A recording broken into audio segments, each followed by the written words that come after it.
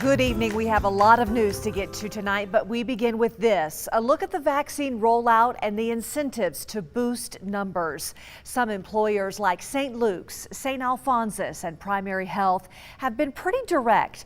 Get the vaccine or lose your job. Others, like the state of Idaho, have offered paid time off for workers to get the vaccine. But a new claim making the rounds says unvaccinated people can expect to pay more for their health insurance premiums. Tonight, our Katya Stepovic verifies if that's the case.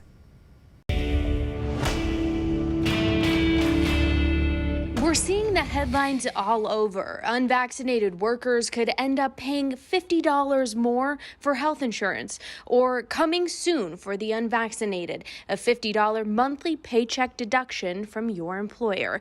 So we wanted to know, could unvaccinated people have to pay higher health insurance premiums? So here are our sources. Wes Trexler, Deputy Director at the Idaho Department of Insurance, the Affordable Care Act, and the Equal Employment Opportunity Commission. First off, Trexler says you can't be penalized based on vaccine status under federal law. Health insurance carriers, health insurance companies are not allowed to charge more to an individual based on their health status. And that includes their vaccination status. That would be part of their health. The insurance rates can vary by age and by smoker status.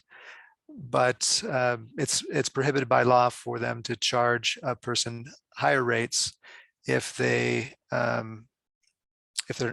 for something such as vaccine status.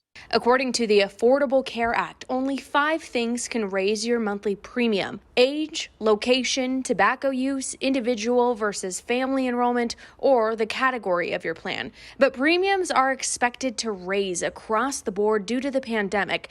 And while you won't be penalized for not being vaccinated, employers and insurance can offer vaccine incentives. That's due to the pandemic-related changes made by the EEOC. In May of 2021, the commission updated its guidance, making it okay for employers to offer incentives to vaccinated workers, so long as the worker voluntarily offers that medical information. Those incentives can come in different forms, like paid time off, small bonuses, or in this case, a discounted health insurance premium.